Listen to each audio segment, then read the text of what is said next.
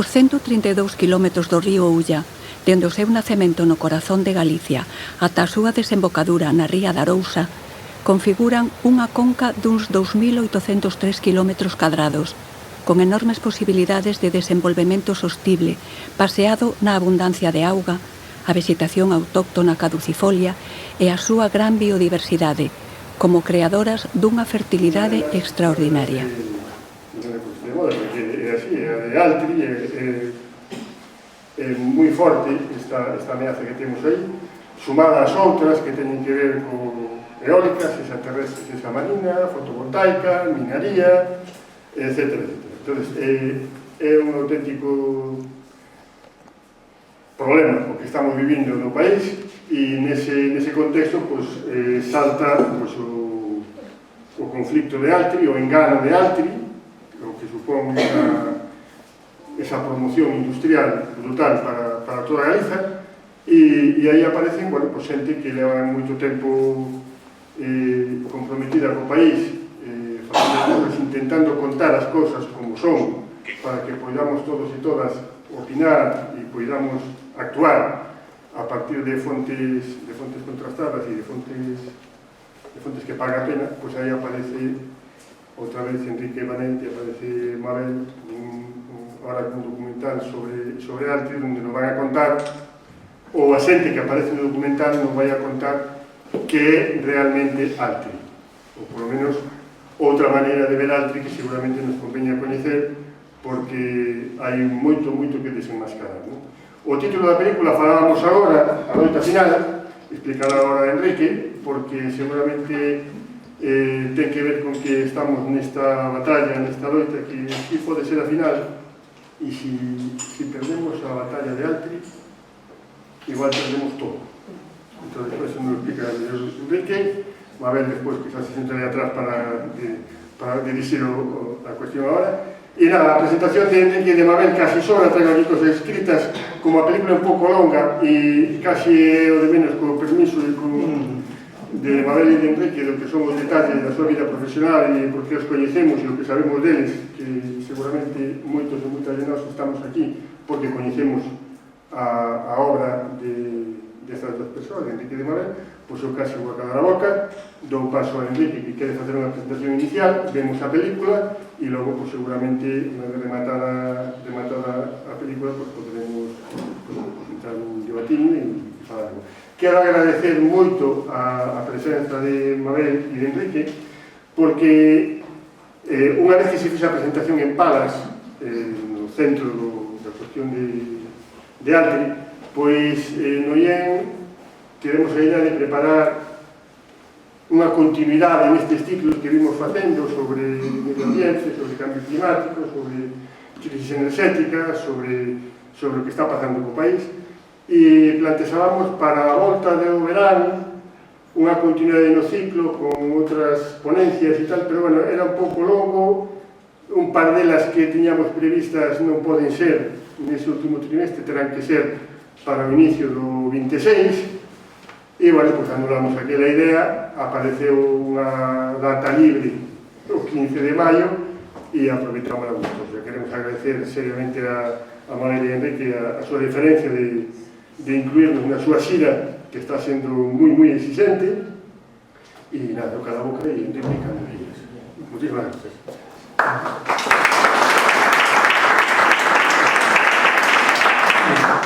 Como o importante documental, eu quero simplemente facer unha pequena introducción, decidimos unha cousa. Este é un documental informativo. Nos queremos que a xente decida libremente con coñecemento. Porque cando empezamos este documental fai un ano, o único que se contaban eran mentiras. Últimamente que van a montar unha chimenea icónica. Fumen, eso non conta. Que a auga vai a salir máis limpa do que entra. Dicen unhas parvadas absolutas, non? Entón nos queremos simplemente decir a xente que decida libremente, pero con coñecemento de causa.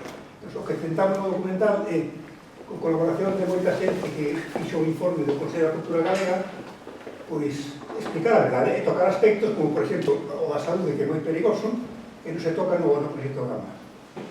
Entón, a xente que maioritariamente colaborou no proxecto, e xente que elaborou o proxecto da cultura galega, ese informe do Consello da Cultura Galega, que foi receitado polo presidente porque dixo que esa xente porque se metían estas cousas. Que non sabían desto. Cando veredes que son os profesionais de maior prestigio que se poden conseguir. Nos temos desde unha investigadora na Universidade de Houston, que de Lugo, que é fantástica, catedrático de Santiago, é dicir, xente con un nivel que coñece de má. E o tema nunca se pode considerar, e é o erro que se me comete moitas veces, desde un punto de vista. Eles, cando queren vender un proxecto, sempre están dicindo vamos a crear postos de traballo. Pero a que precio? Que vamos a destruir?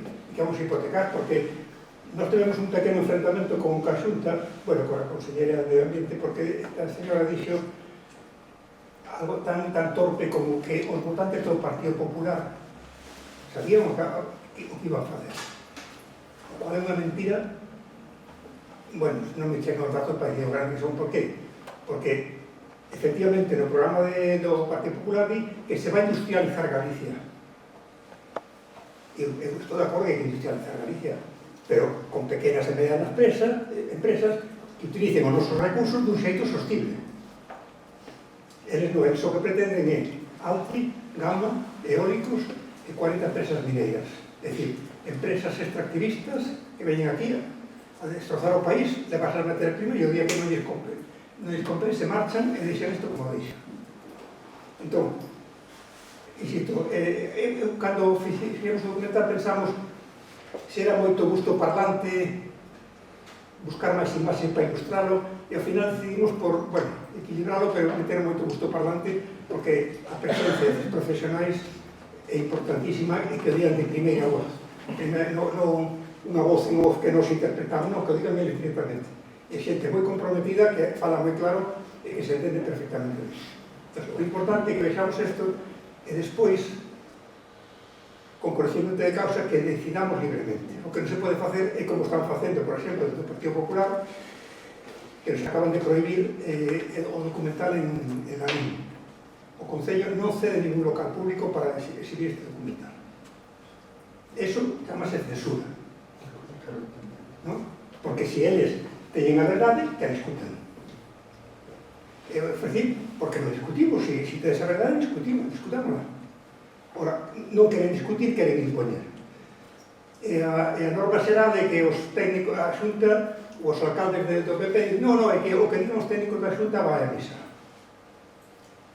Sin decir que os técnicos da Xunta son de designación política, que cobran uns cartos extra todos os meses e que teñen nivel 30, é dicir, xente comprada, porque isto non sale na prensa, sale o algo, os que decidiron non facer eso foron apartados. Ahora mesmo acaba de dimitir a directora xeral del Patrimonio, inconcebiblemente, porque foi a que asinou eso de unha chimenea icónica. O sea, pensa que por pintar a chimenea de flores ou de color verde xa está integrada no Camiño de Santiago. De verdad, somos pagos. Pois non os pagos temos que reaccionar. E tamén temos que asumir a nosa parte de culpa, porque os que estamos aquí, non sei se todos tamén temos parte de culpa, porque xa veredes que aquí se comenta no documental que Galicia, por exemplo, consume máis, o sea, importa máis alimentos que consume. Por que non consumimos produtos galegos? Por que non empezamos a exixir produción en proximidade? Por que os propietarios de montes consinten que se planten eucaliptos? E que temos que ser un pouco críticos tamén con nos mesmos, nos cedernos de que eles veñan, fagan, ordenen, non. Temos que ter criterio e exixir en todo, absolutamente todo, información. Eles controlan a información, pois claro, controlan a Televisión de Galicia, por exemplo, a Radio Galega, que está absolutamente censurada, non se fala destas cousas, porque non lles interesa. Entón, pois, cal é a alternativa? Este documental é facer kilómetros para que a xente o vexa e podamos discutir. E logo, ao final, entonces faremos un debate, se os interesa, se tedes algunhas dúbidas. Antes que se me olvide, xa eu dixen algún... Cando rematan os créditos, normalmente se encenden as luces e a xente empeza a marchar. Cando se vayan a negro os créditos, sigue o documental, Non, que sí, que xa vedes que hai unhas imaxes moi interesantes.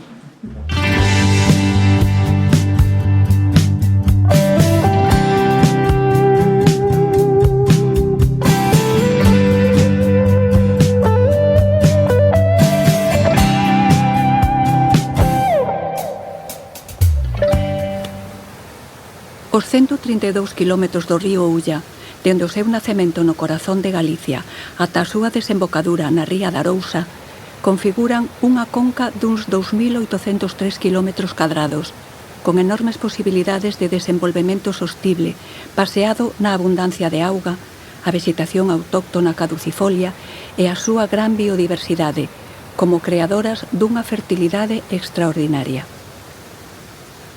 O río Ulla constitúe un espazo con carácter e entidade histórica propia, cun abundantísimo patrimonio aínda pendente de estudar na súa totalidade. Dada a súa extraordinaria importancia, a conca do Ulla conta con máis figuras de protección, como a de Reserva Natural Fluvial del río Ulla-Deza Zona Candán, como exemplo singular e representativo dos ríos cántabro-atlánticos silíceos. A contorna privilexiada da súa cabeceira constitúe o hábitat de especies botánicas únicas no mundo que temos a obriga de protexer. Na actualidade, o Ulla non só abastece de auga os fogares das máis de 140.000 persoas que viven na súa contorna, senón que ofrece recantos paradisíacos nos que gozar da natureza, como as áreas recreativas de A Peneda e a de Pontevea, ou para actividades lúdico-deportivas, a pesca do salmón e a captura da lamprea.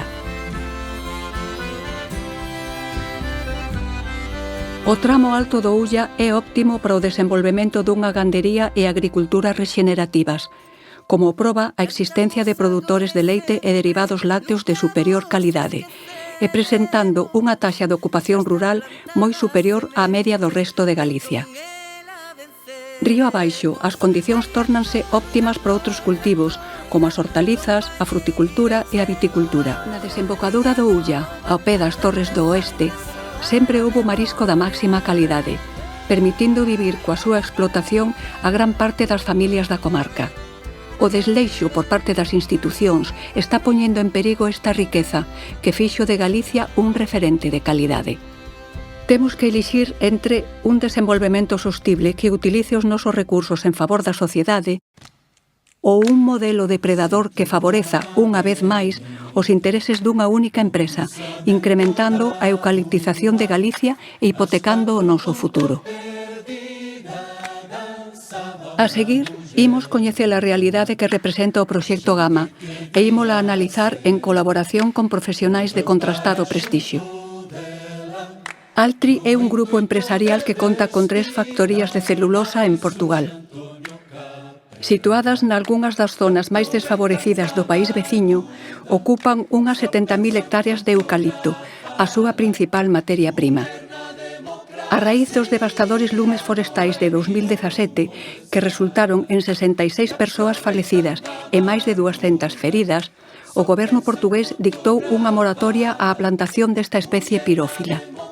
Altri conta tamén con varias sancións económicas debido á elevada contaminación do río Texo polos verquidos dunha das fábricas do grupo, a pesar da reiterada negación de responsabilidades por parte da empresa. Con este preocupante historial, o grupo Altri pretende instalarse agora en pleno corazón de Galicia, en terras do río Ulla, para o que conta co apoio entusiasta da Xunta de Galicia e o apadriñamento dun paisano de Palas de Rei, o exministro de Fomento e exparlamentario europeo José Blanco, fundador do lobby Acento Public Affairs. Con este impulso, a Xunta declarou o proxecto Gama como proxecto de interese empresarial en decembro de 2022, a fin de axilizar os trámites para a súa instalación e obter os fondos europeos Next Generation que necesitan. A fábrica consumiría 1,2 millóns de toneladas anuais de eucalipto, das que o 20% se destinarían á fabricación de liocel e o 80% restante á pasta de papel. A celulosa de Altri sería a meirande de Europa, cunha superficie de 360 hectáreas, 10 veces maior que a planta de Ence en Pontevedra, e un consumo de auga de 46 millóns de litros diarios. Porén, e tal como manifestou, por ignorancia ou mala fe, a conselleira de Medio Ambiente, dona Ángeles Vázquez, o 75% desta auga devolveríase ao río en mellores condicións que as da súa captación. Unha cheminea de 75 metros de altura lanzaría ao aire xofre reducido, óxidos de xofre, óxidos de nitróxeno, monóxido de carbono e materiais en partículas. Mais, segundo manifestan os promotores do proxecto, non habería risco de contaminación porque a altura da cheminea garantiría a dispersión destes contaminantes. En Galicia, e baixo o nome de Proxecto Gama, a proposta está impulsada por Green Fiber, a súa vez participada por dúas empresas, Greenalia, co 25%, e Altri, co 75% das accións.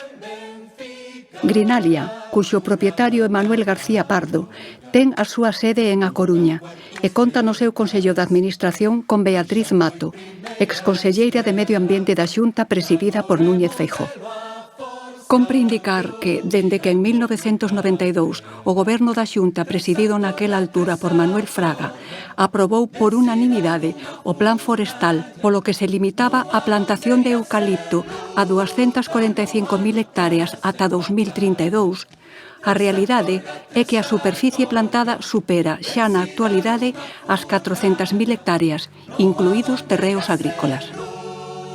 Esta eucaliptización masiva de Galicia en detrimento dos bosques autóctonos, xunto coa actividade mineira, a construción de encoros, a utilización da agroquímica ou a excesiva proliferación de parques eólicos, entre outras prácticas, están acelerando o que os xeólogos denominan a entrada no antropoceno, que alude ao impacto da actividade humana sobre os ecosistemas terrestres a nivel global, destruindo a biodiversidade e converténdose na principal causa do cambio climático e da subida da temperatura media do planeta. Neste proxecto de industrialización, destrutivo no seu conxunto, hai partes que, por separado, poderían resultar equívocas. Ímolas puntualizar.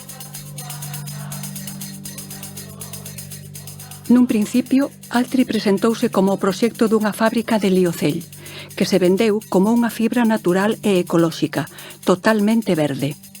É certo que se trata dunha fibra de orixe vexetal, pero que necesita ser procesada con sustancias sintéticas avanzadas, o que significa que non é nin totalmente natural nin totalmente sintética, senón que está no medio. Técnicamente, trátase dunha fibra semisintética.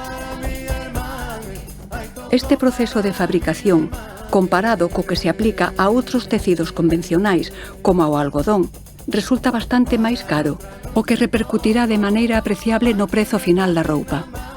Para abaratar o proceso, as marcas galegas están fabricando nos países asiáticos, Marrocos ou Turquía polos seus baixos prezos.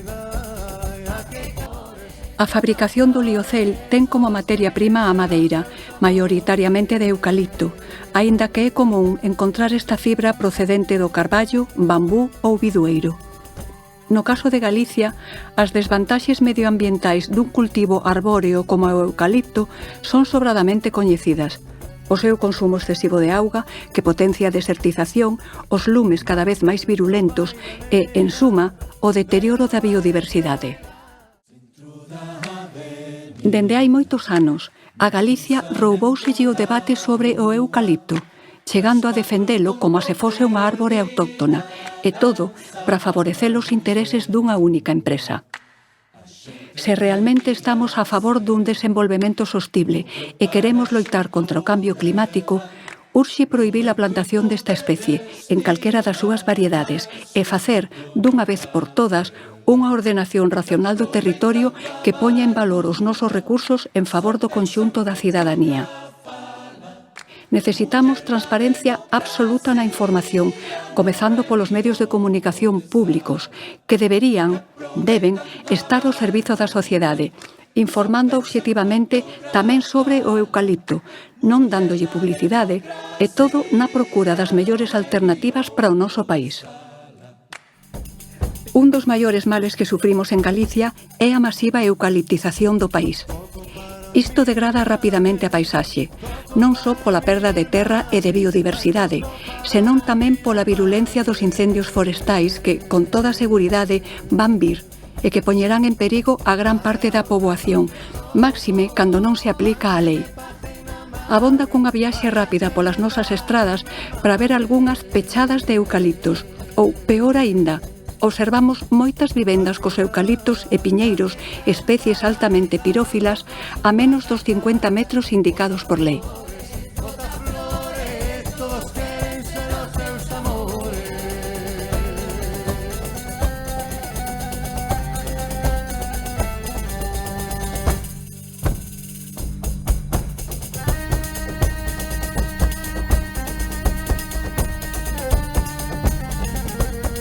Urxe que tomemos decisións para deter esta praga e apostar decididamente por unha ordenación do territorio que poña en valor a nosa agricultura e gandería e que permita que Galicia produza os seus propios alimentos. É unha plaga.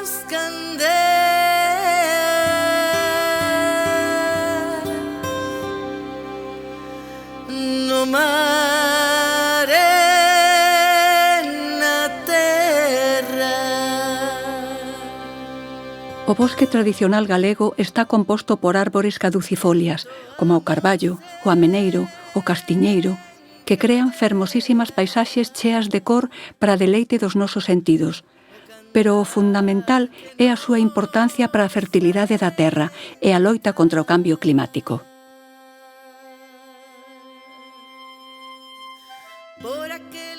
Fagamos unha comparación entre as árbores autóctonas e a proposta de eucaliptización defendida pola Xunta de Galicia. Entre as vantaxes do bosque tradicional galego, rico en especies caducifolias, compre destacar as toneladas de follas que estas deixan caer no outono, que son de rápida descomposición e que achegan ao solo gran cantidade de materia orgánica, o que orixina ambientes máis frescos e húmidos e reduce o risco de lumes forestais. Desa rápida descomposición é responsable a gran biodiversidade existente, que crea terra e incrementa a fertilidade do solo. Como a materia orgánica ten unha gran capacidade de reter auga, as necesidades hídricas redúcense e, por se isto non abondase, aporta á terra dióxido de carbono capturado do aire, reducindo os gases de efecto invernadoiro. A materia orgánica descomposta tamén é necesaria para crear o complexo úmico arxiloso, para que non se perdan as partículas coloidais, mantendo unha alta fertilidade e impedindo a desertización.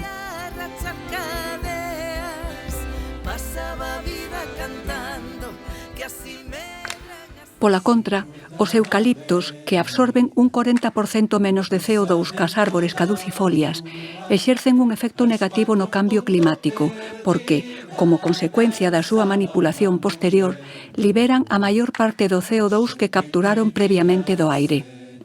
A súa elevadísima exixencia de auga provoca un importante descenso na capa freática, tal como evidencian os numerosos estudos científicos, coa conseguinte afectación de pozos, fontes e acuíferos, dando lugar a solos máis secos e quentes que favorecen o desenvolvemento de lumes forestais. Se a isto lle engadimos que as follas de piñeiros e eucaliptos permanecen no chan sen crear terra, estamos danando seriamente a biodiversidade. Pero estes non son os únicos danos, hai moitos máis. A virulencia dos lumes pode chegar a causar numerosas víctimas, como eses 66 falecidos no noso país veciño, e que motivou que o goberno portugués dictase unha moratoria contra o eucalipto. A rendibilidade desta árbore é alta para as empresas explotadoras, pero moi baixa para as propietarias e propietarios, en comparación con outras alternativas posibles. E iso sen contar os danos derivados, como a perda de biodiversidade e o aumento da secura do solo, que sufrirá unha maior erosión hipotecándose así o seu futuro. Tresatorga, vencida nunha furnalla, nunha bandeira sen luz. Nos últimos tempos, xa cansa escoitar falar do aumento de moitas enfermidades, como o cancro. Pero a sociedade mira para outro lado con tal de seguir medrando, sen ter en conta o prezo que xa estamos pagando e a herdanza que deixaremos aos nosos descendentes. Se cadra, a causa máis decisiva deste deterioro ambiental sexa a contaminación atmosférica, que incrementa os gases de efecto invernadoiro, quecendo o planeta Terra e contaminando os nosos alimentos coa choiva aceda. E, por outra banda, as partículas respiratorias que inevitablemente entran nos nosos pulmóns, por moito que isto o neguen no proxecto Gama. Un dos graves problemas das emisións atmosféricas é que son acumulativas, aínda que no día a día cumpran a normativa vixente.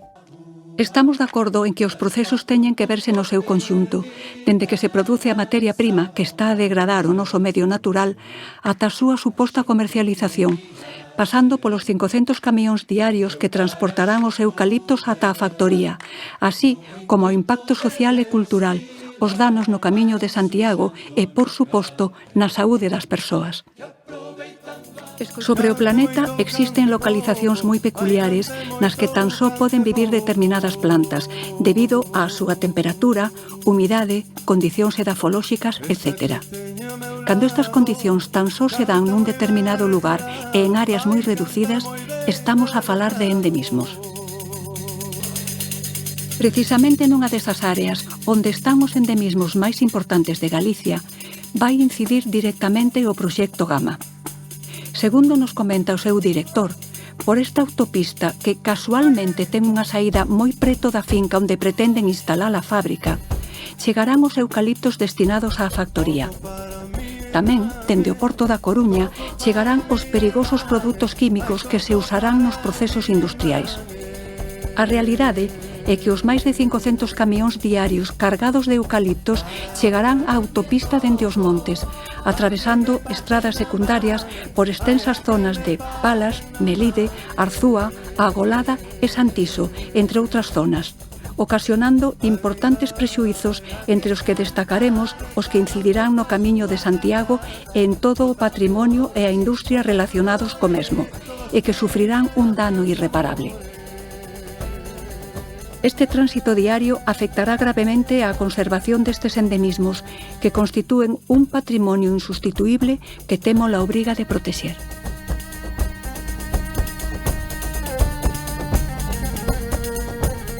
A existencia destes endemismos ven propiciada por unha xeomorfoloxía e climatoloxía únicas, baseadas na presencia de rochas ultrabásicas e terras pouco profundas e con pouca humidade.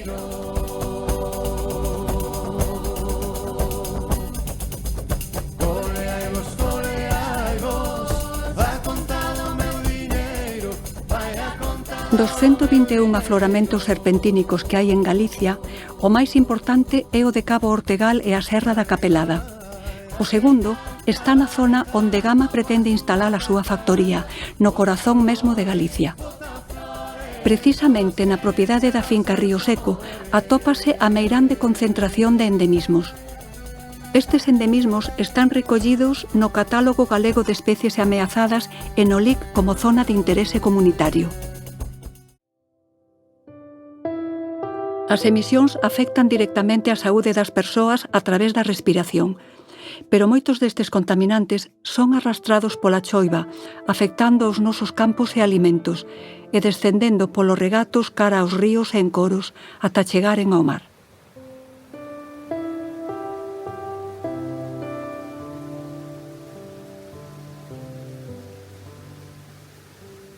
A auga limpa é a vida das persoas, dos animais, dos campos.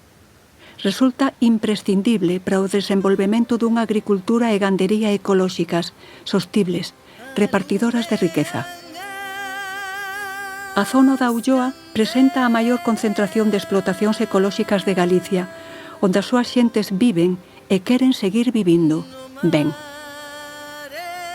Toda a conca do Ulla está chea de produtos de altísima calidade, tanto no sector gandeiro, cunha produción láctea e cárnica de primeira calidade, como no industrial, con empresas de transformación que constitúen un referente como é o caso dos queixos de Arzúa, que son a segunda denominación de orixe máis importante de todo o Estado. Abonda cunha mirada á contorna destas poboacións polas que atravesa o Camiño de Santiago para decatármonos das súas condicións óptimas para o desenvolvemento do sector agrogandeiro, básico para a vida. Non é casual que, ao longo dos séculos, esta zona se convertese nun referente do sector. As xentes da Ulloa son conscientes desta idoneidade, que os faculta para coidar e incrementar a súa produción, para que as galegas e galegos poidamos levar á casa produtos da máxima calidade, o que redunda nunha mellor saúde. O sector leiteiro dá orixe a pequenas empresas de derivados lácteos que fan as delicias tanto das xentes do país como do inmenso número de persoas que cada ano peregrinan camiño de Compostela. Estas pequenas empresas de produción ecolóxica crean numerosos postos de traballo locais e apuntan grandes posibilidades de cara ao futuro.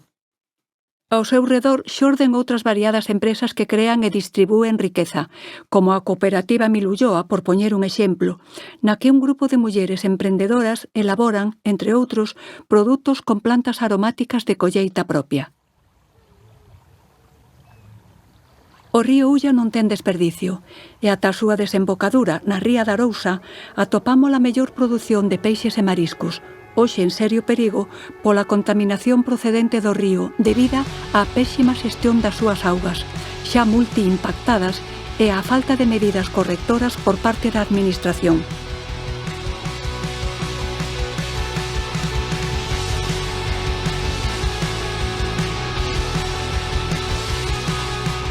Pero isto non é exclusivo desta ría, senón que é a tónica xeral das rías galegas, especialmente as rías baixas, como a da Arousa, ou a de Noia, tamén ameazada polos verquidos da mina de San Fins.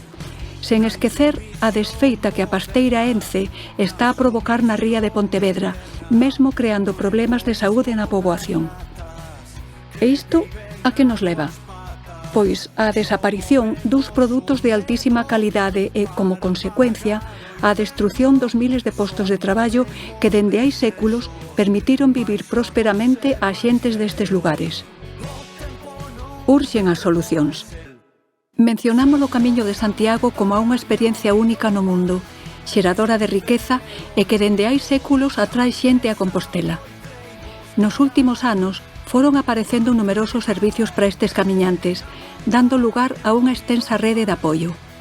Algúnas zonas como Palas de Rei, Melide ou Arzúa son clave neste desenvolvemento, ofrecendo o mellor apoio a estes visitantes, ao tempo que coidan a contorna e a paisaxe. Actitudes que durante moitos anos miramos, ás veces como románticas, outras como alarmistas, agora están a callar na maioría da poboación, que foi tomando conciencia da nosa responsabilidade fronte aos graves problemas medioambientais que estamos a sufrir e que está disposta a asumir a responsabilidade ante o futuro que lle vai legar aos seus descendentes. Día a día, a xente vaise tornando máis e máis exixente fronte ás graves ameazas que asexan o futuro do planeta Terra, que na maioría dos casos veñen propiciadas por un modelo de economía extractivista insaciable e depredadora dos nosos recursos, moitas veces en beneficio de intereses alleos. A preocupación polos problemas medioambientais tamén se manifestou na pasada edición dos Xenerais do Ulla, que todos os anos recollen de maneira festiva nas súas divertidas regueifas as problemáticas da actualidade que preocupan a veciñas e veciños.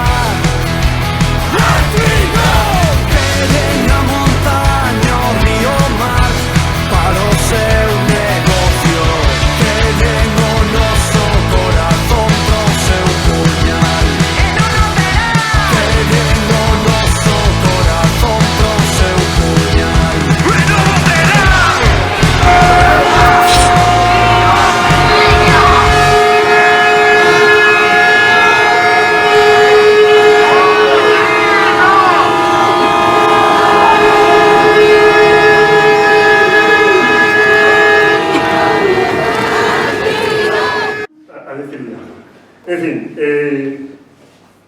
non sei se queredes falar ou vos queredes agora apuntar alguna cousinha máis. A ver, isto é a parte informativa que se descoñece de maneira totalmente deliberada por parte da Administración e por ser o mellor alguén que poida parecer que estamos teledirixidos, que nos están manipulando os partidos políticos e non sei que, e que estamos á contra. Eu o que diría ante iso é que nestes últimos días están saindo a relucir cousas importantes. Non sei se escoitastes falar o tema este desta cheminea icónica que van poñer ali. E que aos 2 días de empezar a... O sea, porque isto xa se coñecía, xa se falaba, tal. Aos poucos días de que isto empezase a facer así un brum importante na prensa, presentou a súa demisión a directora xeral de Patrimonio Cultural. Despois hai unha palestra dicindo que non tiña nada que ver, que podía dar lugar a equívocos, pero non, que ela xa tiña pensado marchar. Vale. Podemos quedar con esa cuestión, pero o que é innegable é que esta xente tivo a desfachatez de saltar cunha historia tan brutal que pode poñer ademais en risco elementos tan importantes para unha cultura, mesmo para os que seguen agora gobernando na Xunta, como é, por exemplo, o Camiño de Santiago. Como poden dicir que plantando unhas árbores aquilo vai quedar como adornado? Isto que é un adorno ou nos estamos cargando todo? O tema das augas, que tampouco hai uns datos precisos que poidan dar lugar a entender o perigo que poida ser para... Total son unos pescaditos, non importa, pero todo ese derrumbe do que é un sistema fluvial, isto non ten importancia nun país, nun modo de facer as cousas. Esta xente, cando fala de rural, de que fala? Eu, para min, que non estiveron debaixo dun eucalipto na súa puta vida, con perdón. Porque habíanse enterar. Non se saben os efectos de... Se facedes un percorrido ao longo de Galicia, é que é alucinante a cantidade de kilómetros de eucaliptos. Seguen plantando ilegalmente, porque iso xa non está na lei. Iso por outro lado. E por outro lado, o aire que respiramos. Esa cheminea xa lanza todo por aí. Non pasa absolutamente nada. A Unión Europea non existe, é Unión Económica Europea. Unión Económica Europea. Non, totalmente de acordo. Por aquelas que loitaron e que non tiveron medo, polas que non se arredaron, rexeitamos os segredos. Xa o dicía Castelao,